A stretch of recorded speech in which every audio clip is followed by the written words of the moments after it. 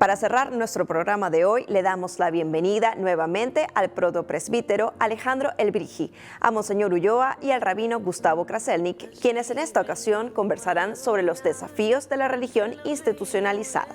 Escuchemos.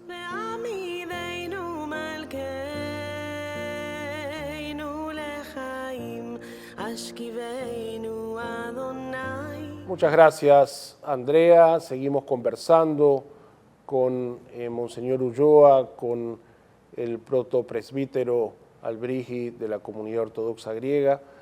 Hablamos de vocación, hablamos de nuestras historias personales, nuestro testimonio que nos llevó a escoger esta vocación, a responder a este llamado divino, cada uno de acuerdo a su tradición.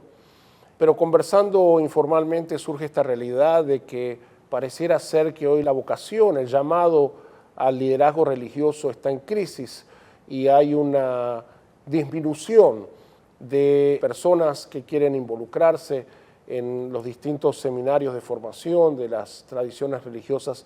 Hay como una escasez. ¿Qué está pasando? ¿Cuál es la realidad? ¿Y cómo la enfrentamos? Sí, yo creo que es una gran realidad el mundo que le ha tocado vivir tal vez a los jóvenes de hoy, ¿no? Están muchas veces desencantados con la institución, con su propia vida, el ir encontrando qué quieren ser en la vida. Yo creo que les dificulta hacerse planteamiento también vocacional. Y ahí yo creo que entonces viene la responsabilidad de nosotros los líderes, nuestras comunidades de fe. ¿Cómo podemos transmitir al joven el gozo y la alegría de vivir nuestras realidades de fe? Yo soy un convencido, el convocante sigue convocando. Lo que hace falta tal vez los interlocutores para llegar a estos jóvenes a los que el Señor está llamando y puedan decidir también vivir la experiencia que muchos hemos vivido. Y yo creo que también nos lleva ahora a ir renovando nuestros planteamientos también sobre la pastoral vocacional, especialmente para la juventud de este siglo XXI, que es muy especial. Bueno, el tema de las vocaciones sacerdotales es un tema tan importante, pero a la vez tan particular, porque en primero es la condición del candidato, ¿no? Su idoneidad. Y la idoneidad no tiene que ver con el estado de gracia o el estado de pureza, es un compendio integral, todas sus capacidades espirituales, humanas, intelectuales, emocionales, psicológicas. Entonces, muchas veces en un mundo que ha relativizado todo, hace que estos factores carezcan en muchas personas. Y al carecer estos factores, el principal, el factor espiritual, eso anula la llamada. Porque el sacerdocio es una llamada sobrenatural y una llamada espiritual. Entonces, al no cultivar este principio espiritual en la vida personal de cada uno, está anulado para recibir la llamada que viene de Dios y de la iglesia. Entonces los intereses dejan de ser sobrenaturales y se convierten en materiales, porque lógicamente que el sacerdocio es un servicio, es un ministerio de sacrificio, que dista mucho de la realización personal, desde lo económico, desde lo profesional, desde el ámbito social y del reconocimiento, porque necesita sacrificio y desprendimiento. Entonces, al momento en que el sacerdocio no tiene gloria humana, pierde interés, porque todos, de alguna manera, queremos ser grandes, pero grandes ante los hombres y no ante Dios. Entonces, y eso tiene que ver con la crisis espiritual. La crisis espiritual. Sin embargo, gracias a Dios, siempre el Señor provee de obreros a su viña, pero no deja de manifestarse en este siglo ese detalle que da crisis y que no puede o no deja que Dios se manifieste en el corazón de los hombres, el materialismo del siglo XXI. Entonces, fuera de eso, Dios siempre proveerá, como ya lo he dicho, de obreros a su viña, y la iglesia reza por ello. Y la iglesia ofrece los medios, por lo menos la iglesia ortodoxa, cuando una persona quiere ser sacerdote o siente la llamada o es convocado por la iglesia para hacerlo, y la persona discierne y acepta ese llamado, le ofrece el camino del monasterio, para los hombres solteros, o el camino del sacerdocio secular, que es el de los sacerdotes en las parroquias y sacerdotes casados, y les ofrece todos los medios para que puedan realizar su vocación. Pero por lo menos para ir al monasterio tiene que haber un alto nivel de discernimiento espiritual, que es lo que en este momento está obcecado y opacado por la actual situación. Entonces la lucha de este tiempo es en primer lugar por promover la espiritualidad sana, que renueva el interior del ser humano y que le permite experimentar un encuentro personal con Dios y que le permite experimentar desde esta vida los dones de la eternidad para que pueda entonces ambicionar el deseo de servir a Dios. Si no hay esta experiencia previa, nadie va a querer servir a Dios. Esta idea de la religión institucionalizada perdió la fuerza por ahí que tenía a final del siglo XX.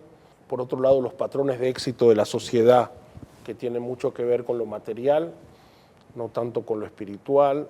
Quizás se perdió un poco la utopía de transformar el mundo con una presencia divina relevante, que es creo que la fuerza que impulsa a la experiencia religiosa, ¿no? Hacer de este aquí y ahora un lugar que dé testimonio de la presencia de Dios. Y pensé también que por ahí los modelos de liderazgo religioso tan impactantes que por ahí tuvimos nosotros en nuestra juventud, hoy no logramos reflejarlos o proyectarlos a las nuevas generaciones.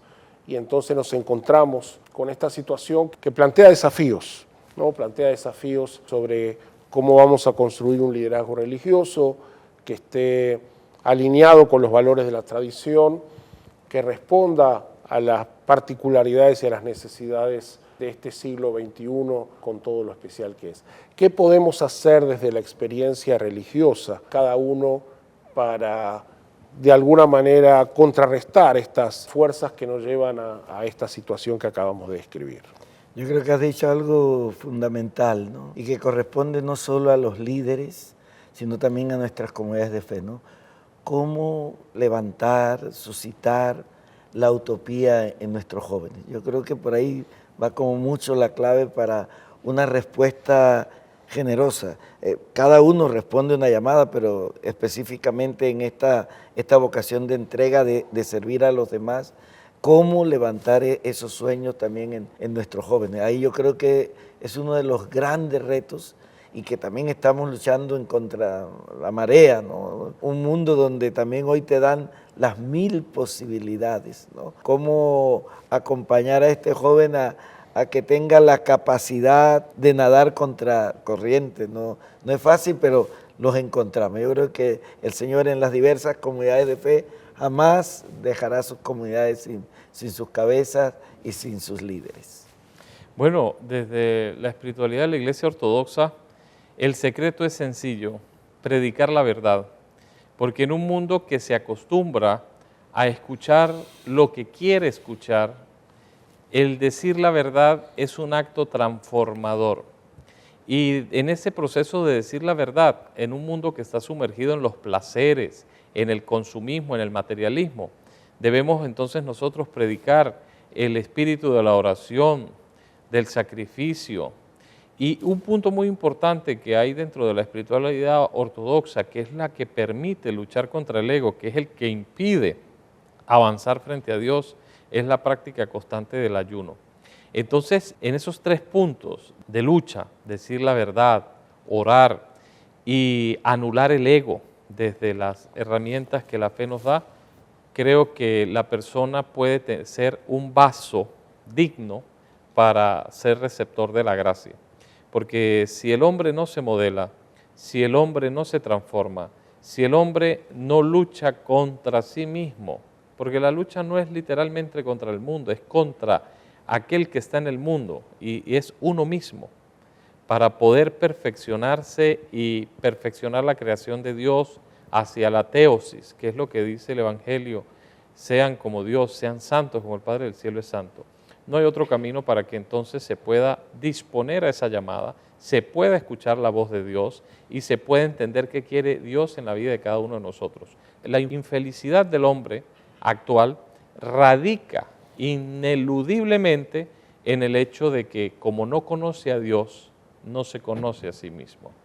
Porque para conocerse a uno mismo, primero hay que buscar experiencia de aquel que me ha creado, a su imagen y a su semejanza. Entonces el misterio de Dios se revela en el corazón de aquel que escucha la verdad, que se conecta en la oración con la fuente de la verdad y reconoce en él la necesidad de parecerse a aquel que lo ha creado, que es el principio de toda la verdad.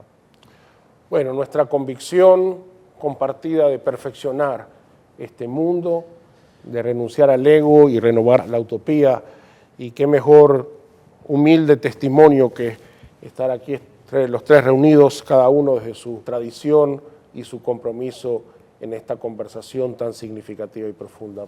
Muy agradecido a ambos por esta oportunidad. Andrea, regresamos contigo.